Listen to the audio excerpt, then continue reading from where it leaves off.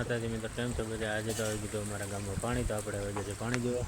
તો તમે તો સૌપ્રથમ પહેલાં જોઈ લો કે રસ્તો અત્યારે ખુલ્લો છે. આ બાજુ આપણે પાણી આવી ગયું છે, જે રસ્તો બંધ છે તો જઈએ છીએ અત્યારે હવે આપણે પાણીની અંદર પાણી જોવા.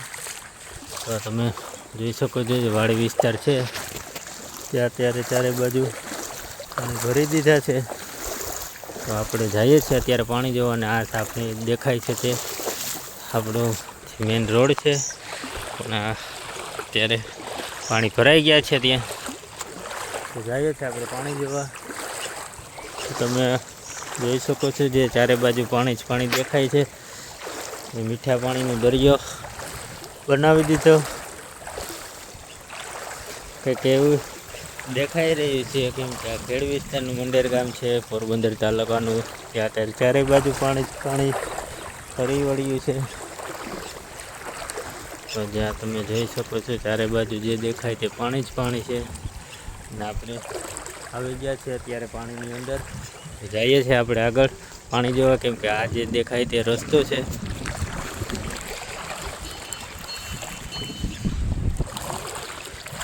આપણે ચારે બાજુ પાણી આવી ગયું છે, તો જઈએ છીએ આપણે પાણી જોવા. તો બ્લોગમાં બન્યા રહેજો, ત્યાં સુધી જવાય આપણે આગળ, ત્યાં સુધી જઈશું. કેમ કે અહીંયા પાણીની હિસાબે આગળ રસ્તા પણ બંધ હોય છે.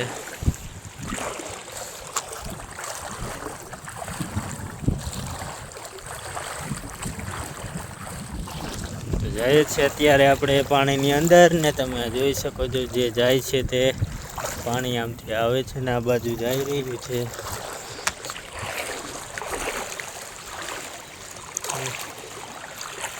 ચારે બાજુ પાણી જ પાણી.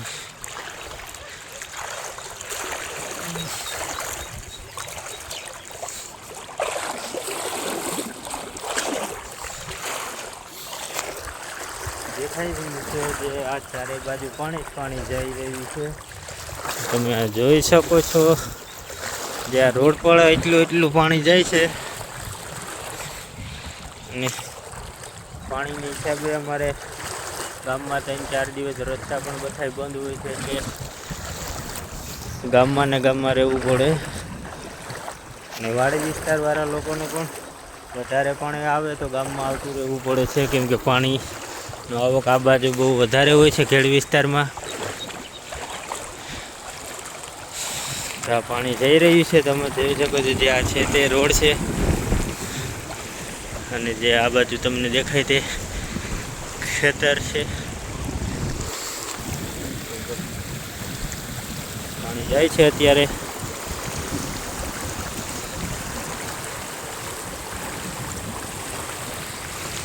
ભાઈ અમારા મંડેર ગામમાં જ મીઠા પાણીનો દરિયો બની ગયું છે. ચારે જ બાજુ પાણી પાણી થઈ ગયું છે. તો જે આ સામે દેખાય તે આપણું ગામ છે, અને આ બાજુ જે રસ્તો જાય છે, પણ રસ્તો અત્યારે બંધ છે પાણીના હિસાબે. તો આ તમે જોઈ શકો છો, આપણે મશીન પણ છે અહીંયા, તે બુડી ગયું છે.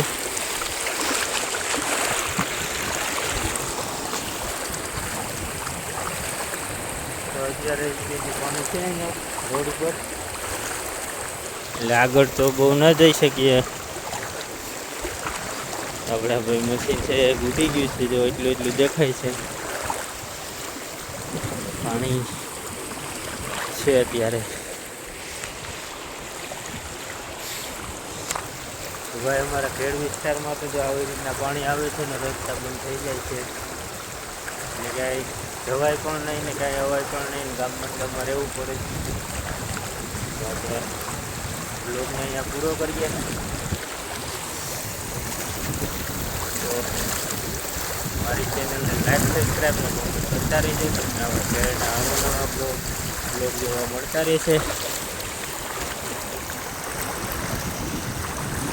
તો જઈએ છીએ પાછા હવે આપણે ગામમાં.